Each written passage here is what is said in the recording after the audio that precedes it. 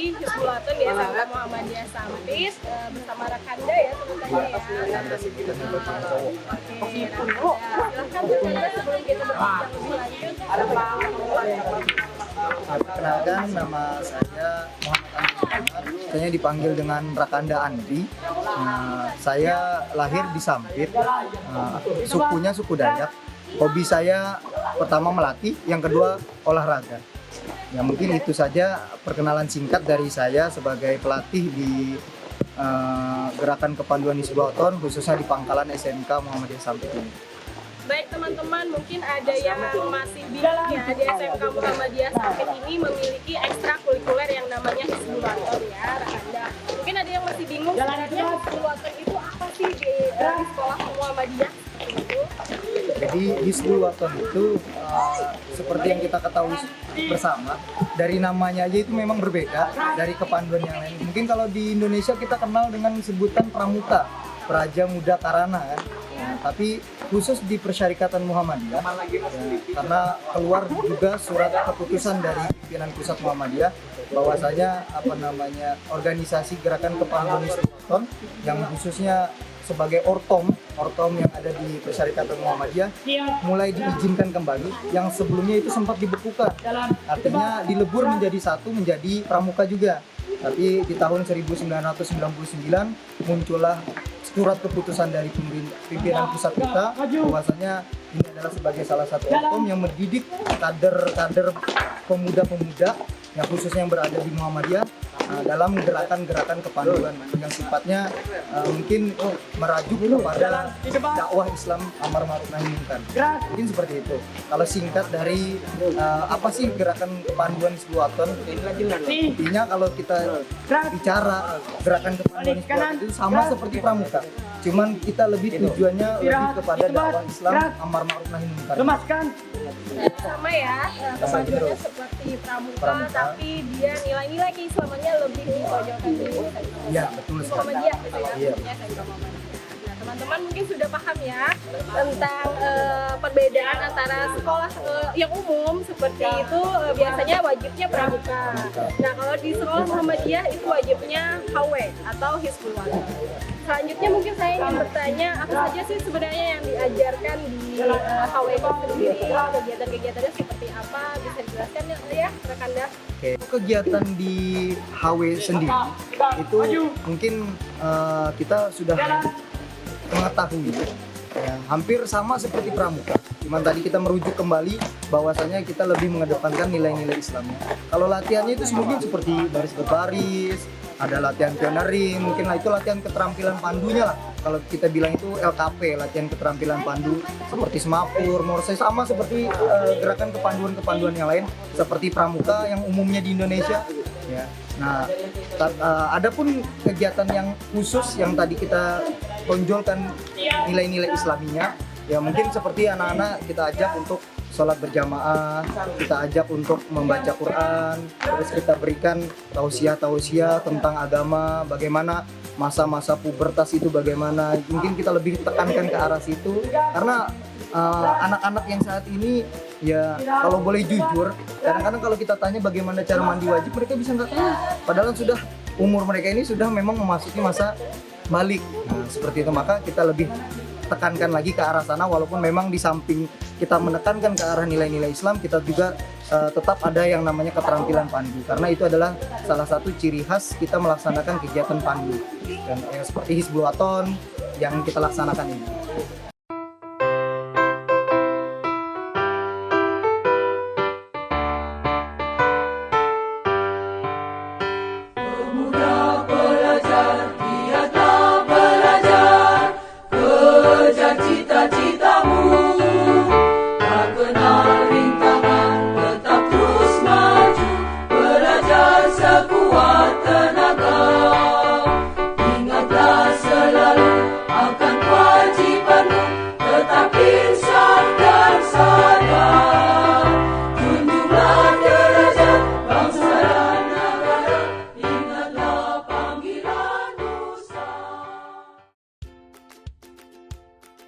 Oke, selamat pagi.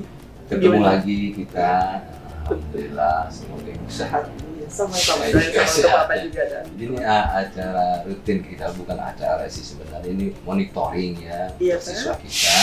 betul. Sekarang bagaimana tanggapan ibu tentang siswa kita khususnya SMK Muhammadiyah di tempat Iya. ibu?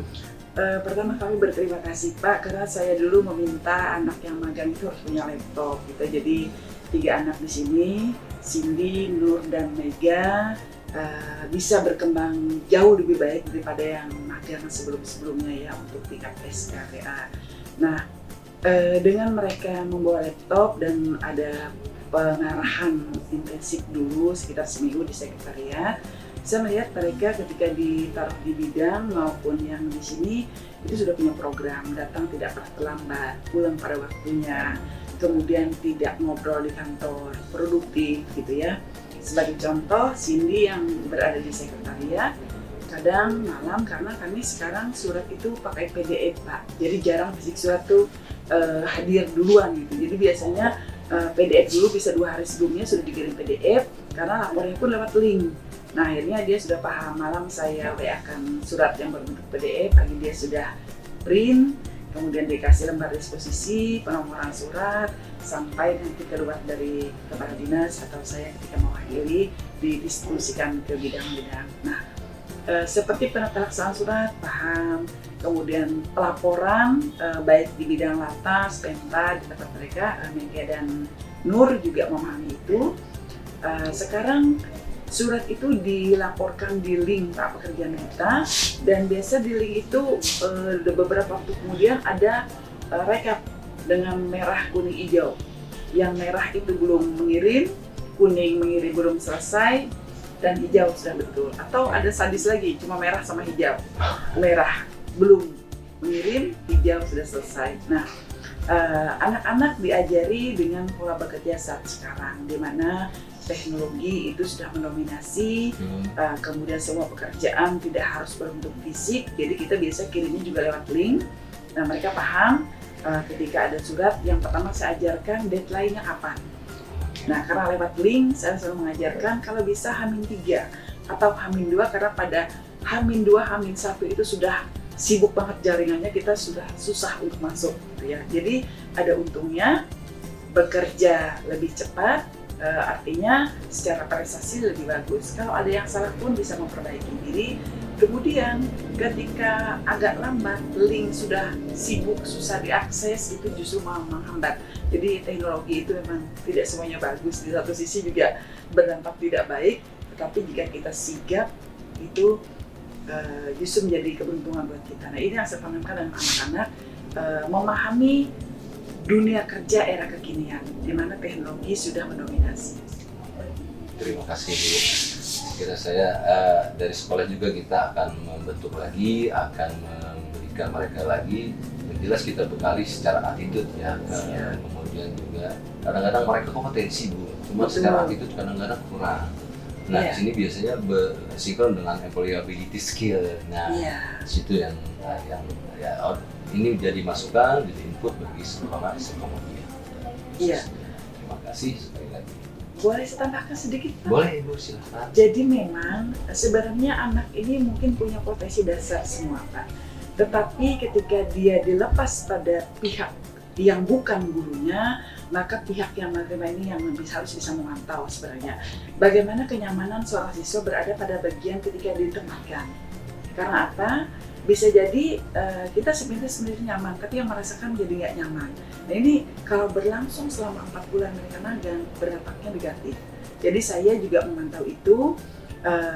Kayak Nur kemarin sempat kita ditempatkan di bidang hubungan industrial, tetapi karena memang di situ tempatnya masalah Pak, jadi mungkin dia dengan umur semuda itu secara batin belum siap. Akhirnya kita pindah di pelatihan kan yang datang tamat SMA gitu ya, usia remaja, dan mereka membawa harapan untuk bisa kursus gratis, bisa dapat lapangan kerja begitu. Nah ini kayaknya dia cocok. Jadi pihak sekolah mungkin juga mengkomunikasikan atau minggu-minggu pertama itu mulai pelajarnya apakah dia sudah rasa nyaman. Kalau tidak nyaman mungkin bisa secara terbuka disampaikan kepada pihak kantor supaya mungkin ada rotasi penempatan sehingga bisa mendapatkan hasil yang maksimal baik bagi kantor di mana mereka magang maupun pada anak yang magang. Kita kan inginnya menanamkan memahami dunia kerja yang sesungguhnya dan mereka punya kompetensi untuk bekerja.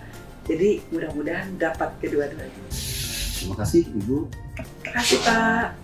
Ya, mudah-mudahan anak-anak bisa menjadi lebih baik, ya skillnya, attitude-nya, dan dapat kerja.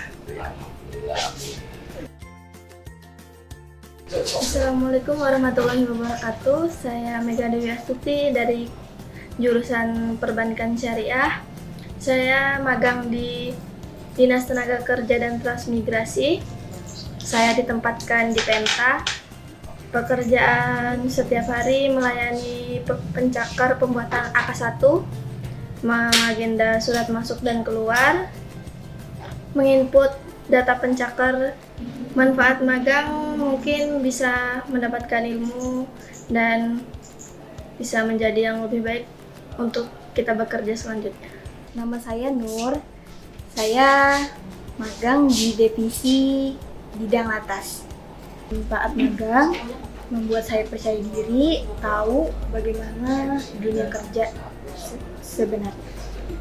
Assalamualaikum warahmatullahi wabarakatuh. Saya Siti Darmadi. Di sini saya ingin memberitahukan kalau pekerjaan saya di sini itu membantu mengeprint, ketik, mendisposisi atau mengarsip surat, mengagendakan surat juga, ngasih surat masuk ke Pak Kadis. Manfaat magang itu untuk memberikan suatu pelajaran atau pengalaman kita supaya kita kedepannya bisa bekerja dengan lebih profesional.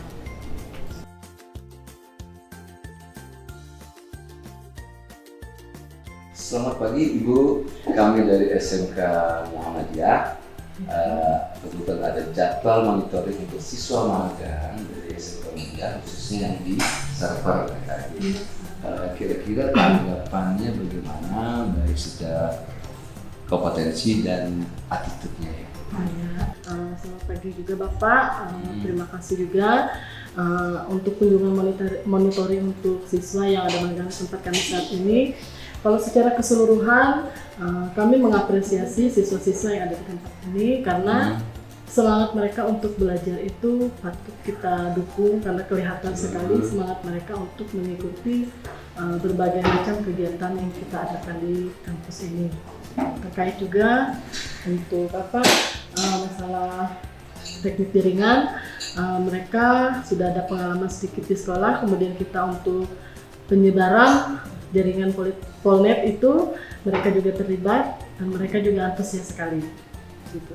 Polnet yang ISP itu ya Bu? Iya siap Pak.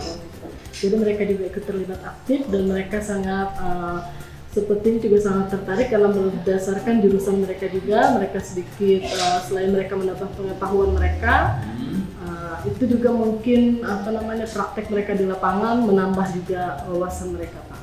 Betul sekali. Sebenarnya kita juga sama-sama sekolah vokasi ya Ibu ya. Yes. Artinya harus ada mentor, khususnya kita politeknik yang banyak membimbing selama ini ke SMK Muhammadiyah khususnya siswa kita. Terima kasih sebelumnya. Siap, terima kasih Bapak.